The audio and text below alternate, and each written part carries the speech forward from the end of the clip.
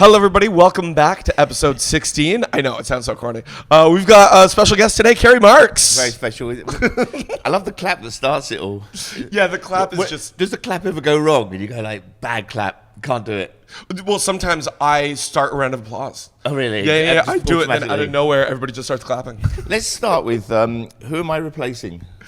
Nobody. Oh, come on. This came in yesterday. Yeah. You asked me yesterday, but you must have already had someone planned who let you down. Not at all. So you're just really bad at planning then? Yes, 100%. You just rely on the last minute? 100%. Really? Okay. Yeah, that's who we are. Yes. Honestly, first choice. Do you know what? It's sometimes nice to know someone's inefficient. Yeah. Just because then you go, otherwise I was certain, I was going, well, he's turning to me because no one else could do it. No, not at all. You were our first guest, like first option, but then we just never messaged you. Of course, yes, all right, I believe you. Well, because what we do is we look at like who's booked on the Saturdays, and we're like, oh, we can get them in early. Right. Yeah. Well, I'm only kidding. It's a pleasure. Finally. I mean, would it make you feel better if we replaced you with somebody? Well, if somebody else replaced. Only if I was replacing someone really good. Okay. You know, like some huge star or something. We had Joe last Lycett. minute. Did you? Yeah, we had Joe Lycett. I see myself as a lot like Joe Lycett. I'm the go-to guy when Joe can't do it. How long's this podcast been going? We've been going for a couple months now. We took a little break over the holidays. All right. But yeah, 14 episodes. It's new. It's for the comedy club.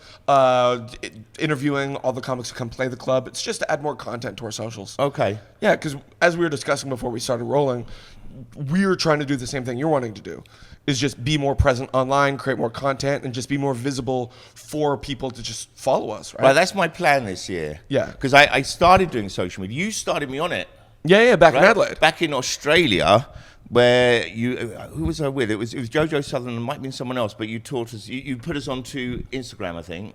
Mm-hmm. To me, it was all like a load of nonsense, but you set it all up. And then for that year, I did quite a lot of social media. You were doing great. That one and TikTok and so on. But then, there were a few things. But then I just, when you stop, it's really hard to get back into it because it's a bind, right? It's like going to the gym. Yes, awful. Yeah. No, but it is because it's is. work. And like when you have the consistency and the repetitions, you're like, okay, this is my routine. But when you drop the routine to pick it back up, it's hard. Well, when you have to choose between the gym or having a spliff and watching a show, right? It's a very easy choice. Spliff on the show. There's no hesitation with that one. The TV wins every time and the spliff wins. But but this year I'm going to make an effort. Do you know what? I'm not going to do a show. I'm not going to do a show in Australia. I've decided this year. Okay. Instead, I'm going to use.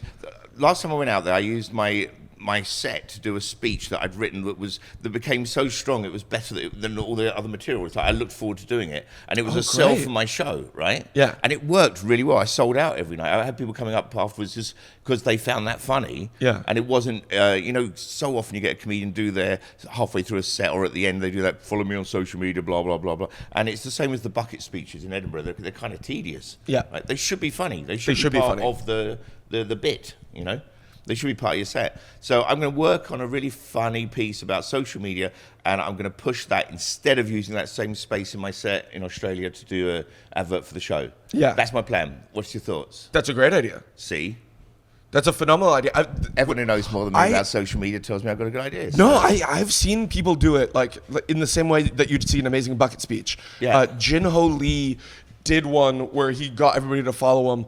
But it was the smoothest I've ever seen. It was funny. It was sweet. He's like, follow me so you could text me that you got home safe. Oh, really? I'm that's like, very nice. Oh, I love that. Like, that's so beautiful. Yes. Because it's like, it's caring, it's empathetic, it's building a relationship. And it's like, oh, yeah, it was so good. The one I always love in the bucket speeches are if you're poor, you haven't got any money, it's okay, just take the show on me for free. And you go, bollocks. You're doing that just to look like a nice guy, but you want the money. I see them still at the end, they're having a go at anyone putting in less than a $5. So. Oh, yeah. Have you not seen the people who will offer people money out of their bucket? Oh, really? Yeah. No, I They'll haven't be like, seen that. And if you need money, like, just, take some. Okay. I've done that. That's nice. I mean, it's a nice thing to do. I'm not knocking it as a nice gesture. I'm saying that very often I think it's a bit disingenuous. Yeah. I remember one year in Edinburgh, there was like an audience member who was like, hey, I'm sorry, I really like the show, but I don't have any money right now. Yeah. So I gave her £5 out of my bucket. Right. I'm like, go get yourself a sandwich or something. Yeah. She came back like 2 days later with like 10 friends, and they all paid. Oh, okay. Yeah. Well, I used to take the bucket from the the collection after the show and just go out and just pour it all over the street for anyone who wants it. Well, I used to take the rest of my bucket and I would take it down to the sick kids hospital, and I would individually. Well, I'd buy them candy and I would give the candy to the kids. Yeah. The reason I don't have a house is I gave it to the homeless, one brick at a time. Gave them each a brick to make sure they all had a part of it. Well, I'm actually not balding. I've been taking the strands of my hair and I've been donating it to sick dogs. Really? Yeah, not even to humans. Yeah, right. to I don't even own myself anymore.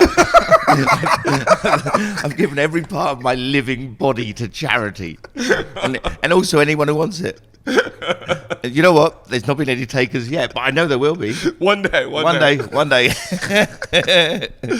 I'm saving myself for anyone. Oh man! So water from a can. Yes, water from a can. It's a new thing that everyone's got into, but I still find it a bit weird, don't you? Yeah, it is right. Weird. Water shouldn't be in a can, right? Water should be out of a creek. Yeah, you should drink it straight out of a ladle. Yeah, you should be able to buy a creek. Just go into a shop. Look, I'm from Canada. I'm just saying. Like I like my glacier water. Yes. Yeah, fresh. Oh, that's great, isn't it? There's nothing better. Oh, yeah. Stand there with your can and collect it. Yeah. But wait, you said you're not doing a solo show in Adelaide this year. I'm not going to do a show, and I thought about it because the amount of work, time that goes into putting a show together. Yeah. And then I think it's only useful now. I think we for years we believe we have to do a show every year. Yeah. I've done 21 shows. 21 hours. Yeah. So that's 21 hours of comedy. Which, do you know what I've got for it?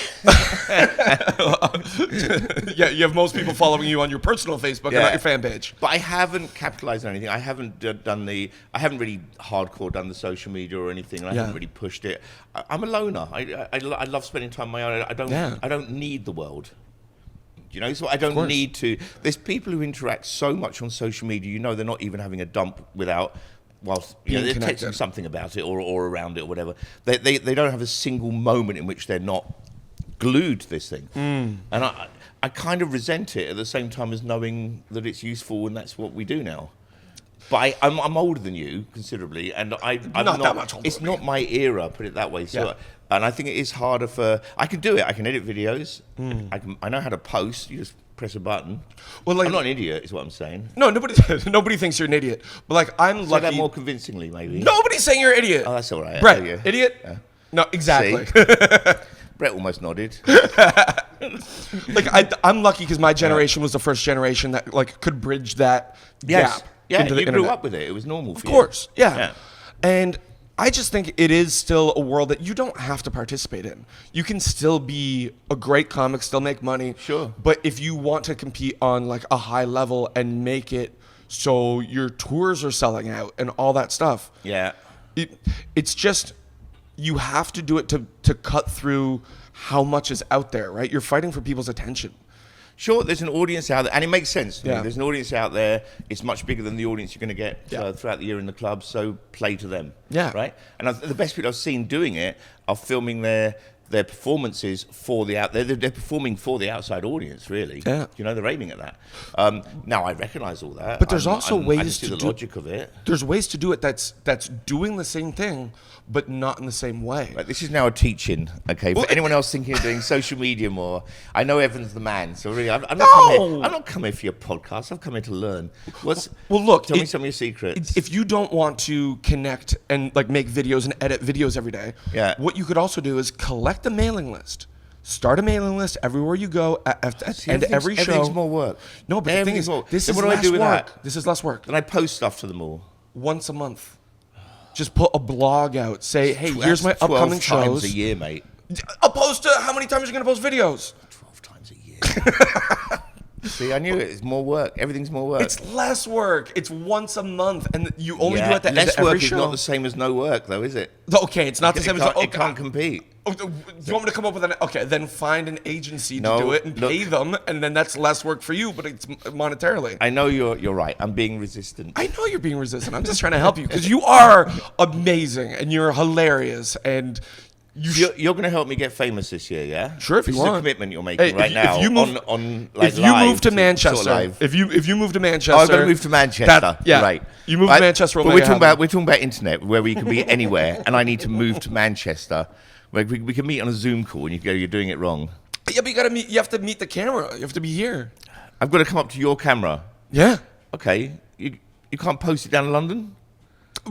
We could I'll send it back to you. Ah, fine. Why is everything difficult? Why's everything got to be hard? Why can't everything just come to me? Why can't he just realize his responsibility to solve my problems? What I really want to happen is like a zoom in on the face and the black and white and just sad music. Yeah. Bit of violin playing and... No, okay, thank you. You're now my guru, that's what I'm saying. I'm committing you to it. Look, I'm not even the best person for it. There's people who teach me, and like, there's so much to learn. I don't want them yet. I'm not ready for them. Yeah, they'll tell you a lot more work. They sound scary. Yeah, I'm telling you a little bit of work. They tell me work that makes me feel insecure and anxious. Yeah. I like to do a gig and just go home. Yeah? Do you know? Like the good old days. Yeah. Yeah. That's done now. Smoke a joint, watch TV? Well, we never used to do that in the old days. It used to be a party after every gig. Oh, yeah. You party here after the gigs? Sometimes, yeah. Yeah? Yeah. Do you call it disco?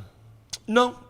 No? Is that like the only time I've heard like disco and partying is when I went to Germany, but that wasn't really a thing. Like, oh really? Canada. Okay. Yeah. No, I did a comedy club recently, and they said it was quite a young guy saying we're having the disco afterwards, and I was just surprised that we haven't come up with a new word or there's a new style or something. It's still disco. People, you don't have a rave after a gig, do you? No, we do karaoke after the gigs in here. Oh really? Yeah. It goes off, dude. It's packed. Okay. So yeah. As the comics, we'll usually hang out in the green room and just drink. And no, talk it's good. shit. You're very modern here. You don't do disco anymore. You've moved up to karaoke. Yeah. Yeah. Oh wow, rolling with the subtle times. R&B. Honestly, the karaoke makes us helps us run the club. Okay. Yeah, I remember when karaoke started. Really? Yeah, I was working at a holiday camp, and we had this thing arrive, this box that head office had heard about, and we did. I think we were amongst the earliest people doing karaoke. No one had heard of it at that time. I never even thought Yeah, the birth of karaoke. And then it caught on.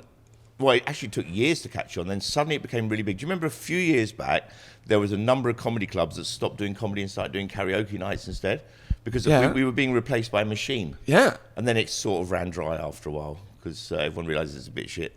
Yeah, because it's only the same songs over and over and over again. Yeah, of course. Yeah. And it's also just an excuse for people who can't sing to get up and show off. Exactly. How bad they are. But, we should do comedy karaoke in here. What's comedy karaoke? Just you have comics bits that you have to read off the... Oh, that'd be great. Yeah. Do it as a little special show. There was a guy in Edinburgh was doing porn karaoke. Porn karaoke? Yeah, I don't know whether they act it out or not, or whether they just do the lines. Just do the sounds? Those amazing lines that they write, you know. Yeah. So, yeah. Oh, the strip clubs in Europe are just... Here we go. This is where it was always going to end up. You said acting out porn, and then all I pictured was when me and my girlfriend went to Prague and saw some live stuff. Oh, yeah. And? Too much. You saw too much? Yeah, I saw too much. It was too much. Yeah, because we went thinking it was a strip club, then there was live sex shows and stuff. There was a lady who's like, hey, would you like to volunteer to be a part of the show? And I was like, oh, it's up to her. And she's like, no. Right. And then a volunteer went up, and then she started squirting on the guy from different places on the stage. Yeah. She climbed a ladder and squirted on him from the top of the ladder. It's a skill. It is. It's a hell of a skill. It takes years. It's a lot of water. I've seen the ping pong balls in Bangkok. Oh, you actually paid for it? No, I didn't pay for it. No, I just after the gig, the locals took me around, and one of the places we went into was a strip club, and there was a woman who did the ping pong ball. You know, the shooting ping pong balls. Yeah, so I've heard of it. Extraordinary. There's a proper pop. There is a pop. Yeah, you hear a pop, like a pop gun, pop, and then the ball just flies across into someone's mouth. And no, we did it hit someone right in the face. Just here. And I was hiding under a table, so I don't know. Yeah. I just heard that happen. They're attacking. So, yeah. Well, okay. Well, in your 21 hours of doing comedy, one question that we like to ask is where's the strangest place that you've performed? The strangest place? Yeah. Ooh, well, I've been around for a while. You've been around for I performed on a lot. I performed on a sinking ship. Will that count?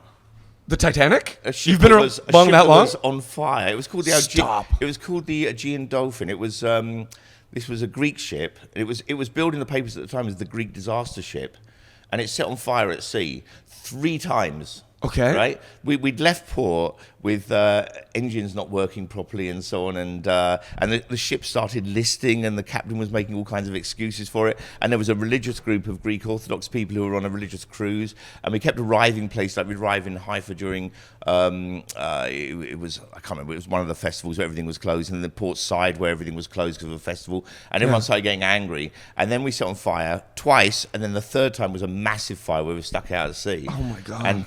And I was performing an illusion show at the time. This was back in the days when I was a magician, right? So I was doing illusions I designed with my assistant, and she was my girlfriend at the time. Yeah. And it was all a joke act. Everything, all the boxes fall apart, they explode, and so on. But on this one day, we're listing, we're all over the place. I'm travel sick. I put the blades in. There was an order that I got to put the blades in because they're going really fast. I put them in the wrong way round. Heard her screaming inside the box.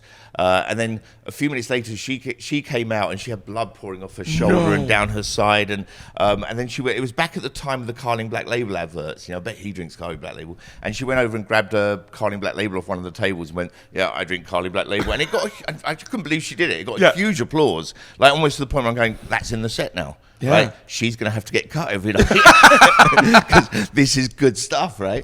But yeah, that was partly because I was so travel sick. We were just flying all over the place, and then the fire set off. People were trapped all over the ship. There were people crying. There's people manning lifeboats. We had Lloyd's of London flown in. The DJ was playing "We Didn't Start the Fire" at full blast around the ship because he thought it was funny. No, yeah, the whole thing was so incredibly ludicrous. Yeah, it was mad. So that's a pretty odd gig, right?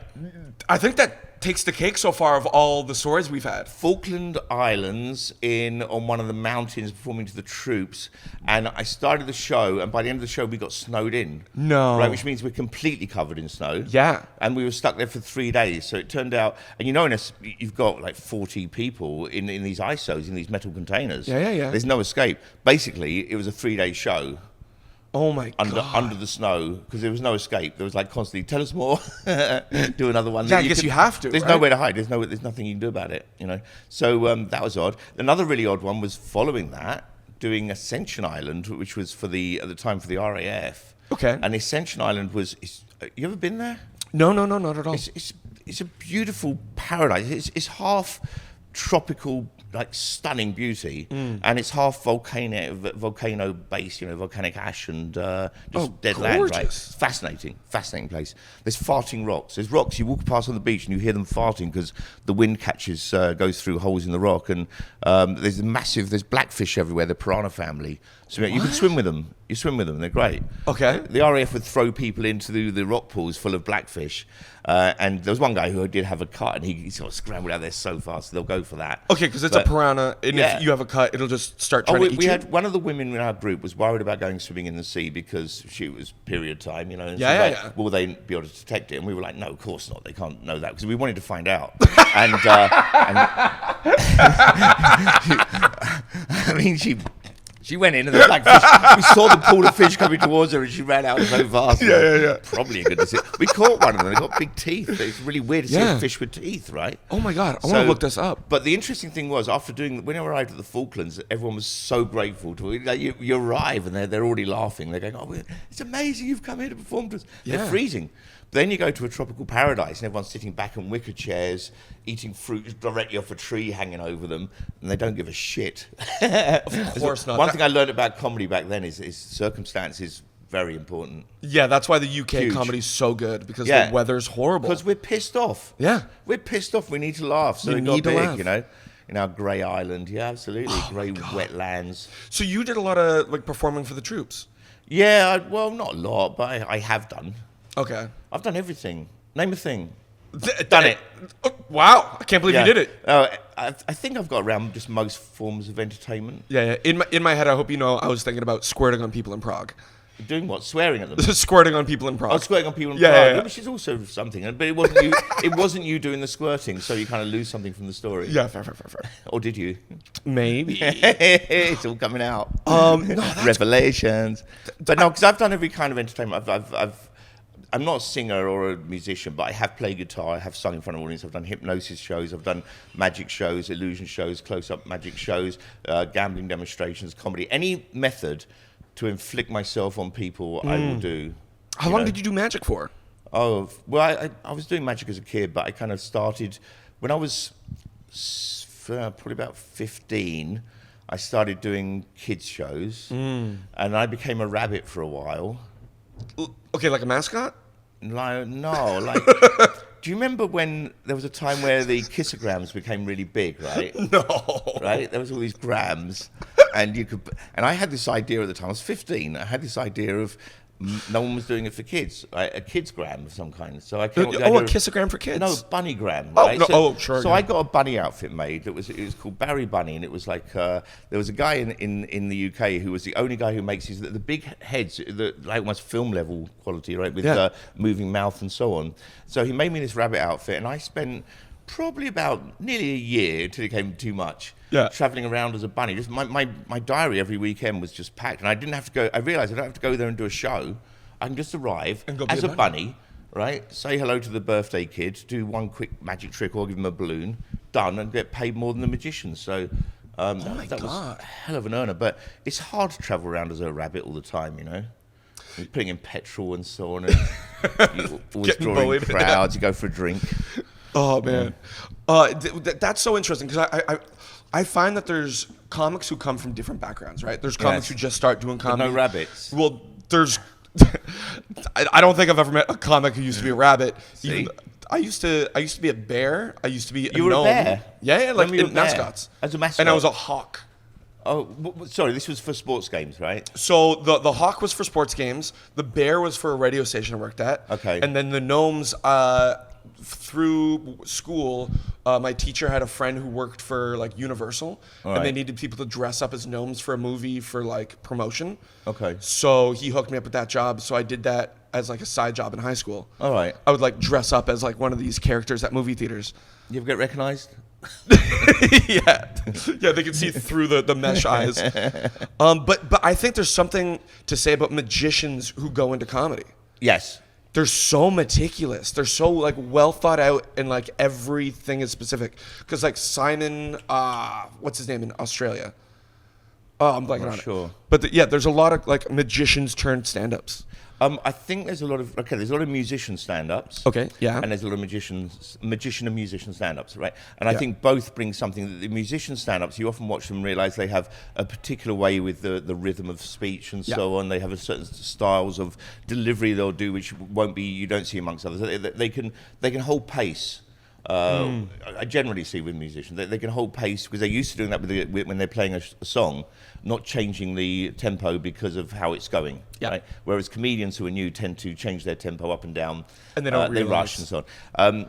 What people get wrong a lot in comedy is how to use misdirection properly, and so a lot of the magicians are trained to do, so they know how that works. Yeah, building the tension, releasing the tension. They know how to play in that world. All that stuff, and sometimes when you're doing the kind of line, and the very cheap version of the cheapest version of the misdirection line is it turns out you were in Woolworths, you know, you were masturbating something, you're on a bus.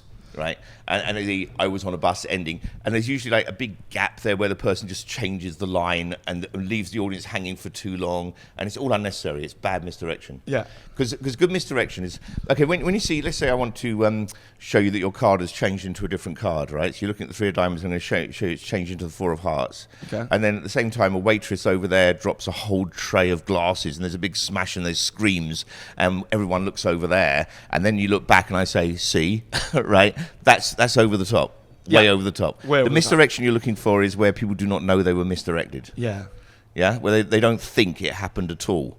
So it's really subtle. And I see it with good comedy. I see comedians using misdirection properly where the word just slightly throws them off balance. If it's too strong, then they know they've been misdirected. So it doesn't get the same laugh. Do you find that like magic and having that background did help you in comedy? I think there's an awful lot of technique that translates. Yeah, I think very often with humor, we're doing the same with words that magicians do. We don't say the ta-da. Yeah. You know, but it's all there. Well, I genuinely think. Although I am going to start saying ta-da. I have to say it's a new thing. You should. I think we get some applause. Why is it comedians? Okay, jugglers, ta-da. Magicians, ta-da. We don't do anything. We just go, oh, here it is anyway. We're sort of anyway, that's our thing. Yeah. Well, I genuinely think that stand-up comedians are more magicians than magicians. Right. Because they need props and we need nothing. Exactly. And do our magic. Well, they're doing illusions. What we're doing is we're saying a spell, right? We're saying specific words in an order, in a specific way, to elicit a reaction that they're not expecting. We're fucking wizards. We're amazing. We are amazing people. And what we do is incredible. Better than magic, better than music, better than dance. Fucking actors with their scripts. Yeah. Yeah. Not even their own words. Not even their own words, liars. Am I swearing too much? Is your show okay to swear? You can swear. Yeah. Fucking good. Oh, I hate being controlled. It's not my thing. Too old for that shit. I say what the fuck I like. Yeah, man. Live your life. Good. Put it out. Thank you. This is the way it is. Anyway, follow me on social media. That's great. So, yeah. What is your social media? Do you even know your handle? Yeah, Carey Marx. One of them's Carey Marx. I think that's or underscore Marx. That's Instagram. That's the one you set me up on. Because I think Carey Marx has been used. How many Carey Marxes are there? We can find out. There is one who used to live almost next door to me. Okay. Just one road away. And did the post get mixed up? That never happened, no. Okay. No, that would have been interesting. Yeah. Interesting what his post is. But I met him at, the King's Head in Crouch End, right? I met him at the Crouch End. And what happened was, I went in there and we were talking about strange coincidences because a comedian called Nick Revel had rung me, who I'd never met. Yeah. Right, but he was on TV a lot at one point, and then one day out of the blue, he rung me about a gig. No, he rang me and I thought it was about a gig because I thought he was ringing from Off the Curb. And we talked about this gig for a while and then realised he was nothing to do with Off the Curb and his number was nothing like Off the Curb and he'd rung a wrong number and he was actually I was talking to Nick Revel, I'd seen on TV, so that was really weird. Then I was at the King's Head and I told them about it and then they told me, Peter, who works here, told me the story of Bob Dylan. Do you know the Bob Dylan story? There's probably plenty. No. Oh, okay. No. Crouch End, somewhere back in the 80s, 90s, but Bob Dylan, it's a true story because I know someone who worked at the studio. Dave Stewart had a studio in Crouch End. Yeah. Bob Dylan arrived to go to Dave Stewart's studio. It was at something like 12A Crouch End Hill or Crouch Road. He got the wrong road and he knocked on a door and said, "Is Dave here?" Yeah. Right? And the person at the address said, "Dave's out, come in, he'll be back in a bit." And then Bob Dylan goes in there, and a few minutes later, this guy called Dave arrives back, just some ordinary bloke, he's nothing to do with the studio, and he arrives home. He's a huge Bob Dylan fan, and he finds Bob Dylan sitting in his kitchen having a cup of tea. Oh my God. Which you can imagine at the time must have been insane, right? Yeah. So we're discussing this story, and as we do, then Peter says, "Time for the show." I open the door, and there's a bloke in front of me who goes, "Are you Carey Marx?" And I said, "Yes." He said, "I'm Carey Marx." Now, I've never met a first name Carey, let alone a Carey Marx. Yeah. First name Carey as a male, anyway. It is a male name, by the way. Is it? Unisex. Evan's also unisex. Is it? Yeah. Oh, is it? Evan Rachel Wood. I've never met a girl Evan, have I? I don't know if you've met one, but there's more famous Evans who are females than males. Have I ever told you that I met a female Evan? No. Well, I would have done. Would you? Why would I? Yeah, of course I would. Of course I would. I think it's relevant. So anyway, yes. So it turned out there is another Carey Marx, and he lived right next to me as well. Yeah. Yeah. Oh, that's crazy. Yes. I think moments like that, when you have those synchronicities, it means you're on the right path. Is that right? Yeah, I read The Alchemist when I was younger. Spiritual meaning to it. 100%. I always find like those beautiful moments is like, hey, I'm in the right direction. I'm doing the right thing. Like I'm in the right place in my life. All right. So how would nature or spirituality give you a clue you're making the wrong direction? If things fuck up. Like there's someone with a different name to you. What? Living on the same street. You go, it can't be a coincidence. Yeah. Somebody first name Mark, last name Carey. Yeah. I think you're just looking for signs. Yeah. Of course. And Any signs will do. Yeah, but when you're looking for signs and it like reinstills the things that you're going with. Yeah. Okay. But synchronicities are beautiful. Like yesterday It feels good, yeah. Well, I made a post about Stuart Mitchell. Like Scottish comic. Okay. Because it was like a reminisce from 2016. And then Liam Fairley was here last night, and we started talking about Stuart Mitchell. I'm like, I've not thought about or seen this guy in years, and twice in one day. Yeah. Yeah, beautiful. Yeah, maybe. I don't know.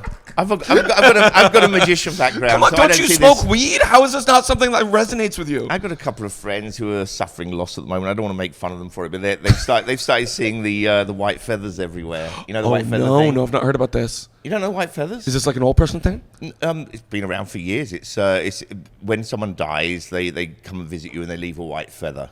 So people start seeing white feathers around, and they'll see you get in the car. There's a white feather on the seat next to you. Like, oh my God, yeah. They visited me.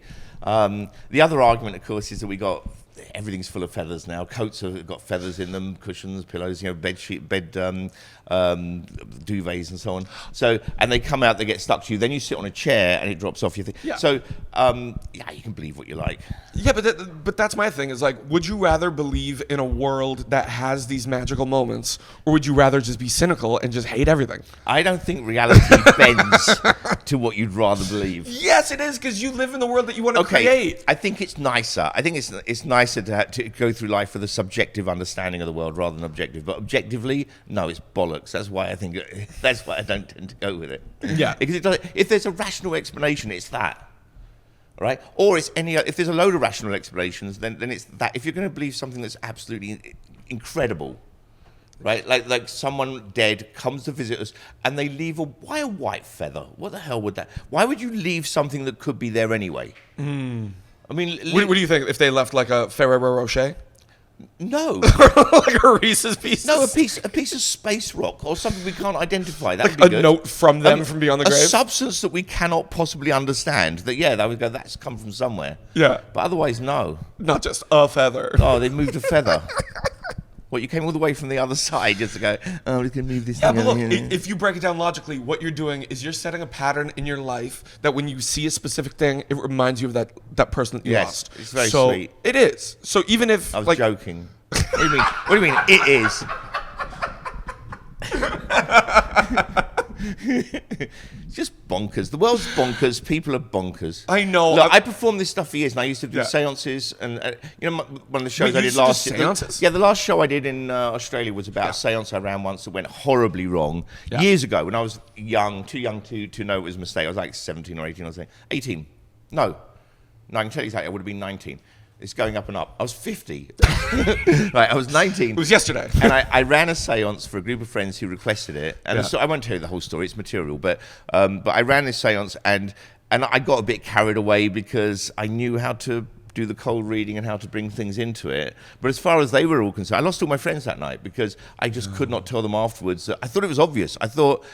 We obviously didn't really contact the bit at the end where they were all getting really excited and the glass is flying around the table and like we've caught this evil spirit, and suddenly the glass flies off the table and smashes against the wall and they all scream and the lights go off and there's people swearing afterwards they felt a hand on their neck and so on. And I couldn't tell them afterwards that I tricked them all because one believed he'd contacted his mother, another one believed he'd contacted a close friend he'd cared about. So that's the risk with it all. It's very hard. And that happens a lot with spiritualists and so on, is you can't tell the truth once you've been doing it for too long. Do you know what I mean? Because you're then admitting you've been playing with it. And I hated it afterwards. I realised I'd just gone too far, taken people's emotions and made them into entertainment but that's what... It made for a good show. That's how it worked. Yeah. It was an amazing night. It was like, truly amazing, right? But it was a big lesson. I discovered I'm a bit moral. I didn't like it, but it's true. That's good that you hit that. I recently for Christmas, and just to give you like a peep into my family history, my mom for Christmas got me like a psychic, like a soul reader. So I had my soul read over Zoom. Okay, how do you get your soul out for them to read? I understand presenting your palm. So it's on Zoom. It's on a thing, and she just kind of meditates. Oh, she read your soul through Zoom. Yeah, she read my soul through. I didn't know. I didn't even know you could do that. She can see his soul through a screen. What did she discover about you? Oh, well, a lot of things. First off, you're easily fooled. Look, I think the things that you believe, like you'll find the thing. I don't know. She says in the next 2 weeks, so sometime next week, I will have like a business opportunity present to me. Okay. She says. But the current relationship that I'm in right now is meant to be like my best friend, but I'm going to find a new woman who's very curvaceous, who plays the flute that I need to look out for. So now you're looking out for one. Well, now I'm looking out for a lady with a flute, yeah. Yeah. I'm asking everybody. Where do you go? Where do you go to find a fat one with a flute? There's got to be a place. It's a difficult one. Yeah, somebody suggested Lizzo, but she's lost a lot of weight. What else did she say? She said I was like, was perfect. I was on the right path. She's like, oh, you should be doing something with your voice. I'm like, I do comedy. She's like, I knew something like that. Yeah, right, okay. Even though she added me on Facebook. I love, there was a fair I went to a while ago, and there were 3 fortune teller tents, and there was a woman I was with who went to all 3, and then she came out. They're telling her future, right? Yeah. And she came out and she went, the one in the middle is the best. Like, but it hasn't happened yet. Yeah. Like, how can you have a best already? Like, if you tell me in 10 years it turned out the one in the middle was the one who was right, okay, but right now? Yeah. So, yeah. But that's all they ever tell you is it's relationship, it's really mundane job predictions and so on, and there's nothing that's groundbreaking. And, of course, classically, as everyone always points out, they don't win the lottery every week, and they should be. Exactly. If you were a psychic, you should, Nah, it's nonsense. Stupid. Yeah, you should have a sports almanac and be crushing it. Yeah. You should be killing it on the stocks. Of course you should. Yeah. Solving every murder, you know. Have you ever seen anything within magic that felt real? That I couldn't explain? Yeah. No. And I'd love to. I really would. Of course. This isn't a closed-minded thing. It's a skeptic thing. And if I used to get dragged around to psychic shows all the time from people who would say, "No, you've got to see this one. It's definitely real." And it's like, no, it's all the same stunts. I know the stunts. I know the methods. I've done it myself. I know how it works, and it's very obvious when you see it, and it's obvious that they're not really doing anything. Yeah. It's obvious that they're talking to someone, doing all the cold reading tricks, and then playing an emotional moment when it comes up, when you get one. Yeah. You're going to get a score every time. Yeah. You know, so when I used to do it, there was just loads of stories where I would say, I would always throw in some whammy, some ridiculous idea to someone, tell them they've maybe just come back from somewhere really exotic or whatever, and if you look them in the eye and you say a thing, but you don't make it exact, they'll make it fit. Yeah. You know, and then suddenly it's huge. When I was younger, so my mom took me, my aunt, my grandmother, all went to go see one of those like not Baptist church, the one where people would walk in on crutches and then they would like heal them. Okay, yeah. And they'd be able to walk and all that stuff. And it's like, they were all actors. Yeah. Like, it's not real. Yeah, you can't really do that. Yeah. It's a great shame, but you can't. If you could, it would be beautiful. I had one. I used to do you ever seen the electric chairs? Yeah. It's a performance piece where people come out from the audience, they sit on chairs, and then suddenly they get electric shocks and they come flying off. Oh, no. Not seen that? No. Okay. And then when I used to perform it, you do that, and then you'd have them go around the cabaret floor, putting their hands on tables and so on, and suddenly they can't get off the table, right? Yeah. Now, because it's not my trick, right? It's not something I invented, and it's not something I'm quite happy to tell you how things work, but I'm not going to give you a whole podcast things that might put other magicians out of business, right? But but the electric chairs, it's a lovely performance piece, but it works with a really simple method. Okay. Now at the end of it, I had like a family. There was a huge family sitting on a cabaret floor, maybe like 30 or 40 of them, right? But taking up the whole side. And there was a guy sitting on a chair right next to them, and I was sure that they could see what I was doing. You know, I'm ignoring them because they're too close. I'm going, well, it'll work for the rest of the audience. To my surprise, after the show, this guy, he made the decision, not me. Yeah. And I said, I'm going to click my fingers and you're fine, you're going to come off the chair. He rolled backwards off his chair and he rolled off the chair. It was brilliant. It was like a huge moment. Yeah. And the audience went wild. Now, the family who was sitting right next to him must have seen how this worked. Afterwards, they all swore they saw him. All of them were swearing. They saw him rise up in the air and turn and fall back on the chair, right? Yeah. Now, I know for 100% certain, because I know what happened, that wasn't it. Yeah. But they believed it. Unquestionably believed because they wanted to believe it. They really wanted to believe it, yeah. Oh, that's so interesting. It's fascinating. Because like I've seen, I know it's gimmicky, but like I've seen like the sex hypnotists that'll like play stand-up clubs and get like a bunch of audience members to pretend to give blowjobs and like have sex with a chair. And it is crazy that you can put somebody in a state of hypnosis. Yeah. Like, I think that's something special. That's like you're essentially using the force. Yeah, but hypnosis isn't that special, really. When you see stage hypnosis... you have control over somebody. No, you don't. You don't have any control over them. Then why are they doing the things? Because it's easier to go... Partly because they're in front of an audience and they've figured out it's best to go along with it, right? They're not... You can say no. There was a case years ago of a hypnotist. He got two women up on stage and he told them to strip, but not to take their clothes off, and they did strip completely. Yeah. And there was a whole hoo-ha about it. And it turned out later on they were two amateur strippers who wanted to strip, right? No, a hypnotist cannot make you do anything you don't want to do. And it's a really light... Hypnosis is a really light state. It's not... It's not really the kind of deep trance we imagine it to be. You're fully aware, you're fully in control, you're deciding to go along with it. And it's got a little element where it's like being drunk, where it's an excuse, takes down your inhibitions. When you're drunk, you might jump on a table and start dancing, but you want to. Yeah. But it's very unusual for people to get so drunk they deliberately jump out of a window thinking they can fly, right? They don't. Out of billions and billions of people who get drunk, that doesn't happen. It's not like a regular occurrence. Yeah. Right? Because you're still aware. And in the same way, when you're hypnotized, you're still completely aware what you're doing, but your inhibitions are down. And you think how used to being in front of an audience you are. And you remember how when you were first in front of an audience, like you were going, what do I do with my arms? You know, it feels weird, right? Yeah, but the hypnotism kind of breaks you down. Every stand feels wrong. And so when you bring out ordinary members of the public to sit in front of an audience and go through the quite long 10, 15-minute induction in front of the audience, with your eyes closed, it's a very strange feeling. And you'll tend at that point to go along with any instruction, and you'll realize playing along is popular, gets you the applause. So I feel like I'm really dampening your view of the world, your understanding. I'm saying it's fake. It's not. Stage hypnosis has no reality to it whatsoever. Experimental hypnosis, which I used to do, has some bearing. There is, because it's a form of concentration and relaxation.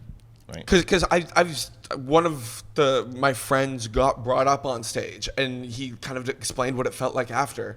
Right. And he's like, yeah, like I could see myself there, and I was doing the thing, but like I didn't have control. And I couldn't imagine him just like lying, or is just that's how it felt. What I discovered from stooging up people on stage, live stooging. Yeah. Live stooging is you don't stooge someone before they come on the stage. You stooge them during the piece, right? Okay.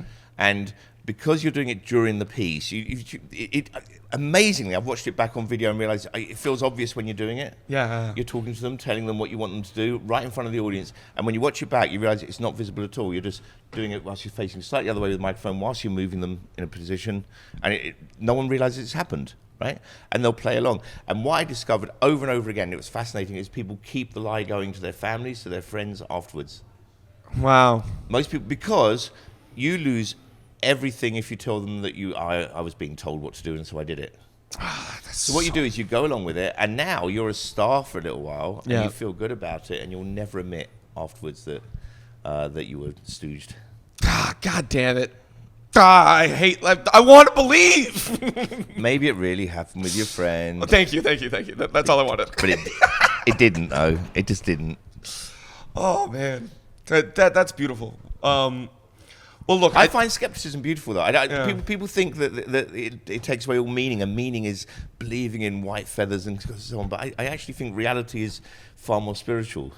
Reality is the not knowing. Reality is saying how much we know, how much we don't know, what the stars are. Just looking up the stars at night is incredible, and so on. Of course. The true awe to me is being on this long, slow path to truth rather than the easy, quick fix answers. Well, that we decide. So when you start looking at like quantum physics and how like the state of observing will change like a test. Yes. So the whole idea of like something can be magic, but the explaining it and trying to figure it out kind of takes away the magic. Yes. Yeah. Absolutely. So yeah. Who knows? Yes. It's much like comedy. Comedy's still in that. Bring it around to comedy again. Yeah. Oh yeah, this is a comedy podcast. Fiddly as anything, but comedy's also got that je ne sais quoi about it. It's got that kind of thing that we sort of know there is some science to it, but it's not. It's not been labelled. It's not been detailed out like with music down to the notes and the order they go in and so on. That's There's why still a thing that we just sort of feel, and something magically seems to work, and sometimes it's down to just changing a slight emphasis on a word, and suddenly the joke's hilarious, right? Oh yeah, and that's why it's so confusing why like some people don't consider it an art, like governments don't consider it an art because it can't be broken down notes wise. Yes. But it truly is. It's a communication. I think it can be art. I see it in the hands of some people, and it's art. It's mostly craft. Yeah. Right? Okay. But I do think some people bring it to that level where it is an art form. Yeah. Yeah. That's interesting that you'd say it's mostly a craft. Yeah. Yeah. I think it's craft. I think you can learn to do it, but doing it really well, that takes a bit of some understanding, I think, of why things are working. Yeah. Who's some of your favorite comics? I wouldn't say. No? Mostly because we said at the beginning about how I'm shit with names. faces. Was that before we started doing this? Yeah. I'll get them wrong. I'm so when I start labeling off people I like, I'm going, oh, what the fuck's that guy's name? I know I'll be sitting here going, the guy who wears the jumper, and it'd be awful. But you remember their jokes. Do this. And I recognize people from their jokes rather than their faces. Yeah, that's also phenomenal. That's so brilliant that like that's how you can connect. That's their personality. That's who they are. Yeah. Joke says everything about people, right? I think the kind of jokes people tell, even amongst friends. I think some of our attitude towards more offensive type jokes, I actually think are evolutionary. I think we banter. Yeah. I think particularly men. I think men banter with certain subjects, to with sex, crime, and so on, and kiddie feeling, whatever. But they do it in a way to see how other people react. I think it's the way we test each other. Yeah. So I think there's an evolutionary purpose for it. And I also think that comedy is a higher form of language, because you have to learn how to speak properly before you can do all the tools of comedy, right? They come later. Yeah. So yes, I think it's a form of language. Because comedy is entwined with charm and like all of that stuff. Seduction. I don't bother with charm. My attitude is take it or leave it. Yeah. Well, look, Carey, I think we got to start setting up here at the club. Thank you so much for coming to do this podcast. Is there anything that you want to plug outside of please follow him on social media? Yeah, start following my social media. I've not been putting stuff on it yet. It's there's a few things from the past, but I haven't been doing it. But I am on Instagram. I am on Twitter. I am on what's the other ones? Instagram. YouTube. What's the other one? TikTok. YouTube. I got to sort out. Okay, I do have a channel, but I haven't done anything with it. I'll get my laptop out. We'll do it today. Perfect. Okay. Perfect. Yeah, follow me on social media, because really you're encouraging Evan to help me. Thank you guys so much for watching. Thank you. Have a good one. Bye-bye.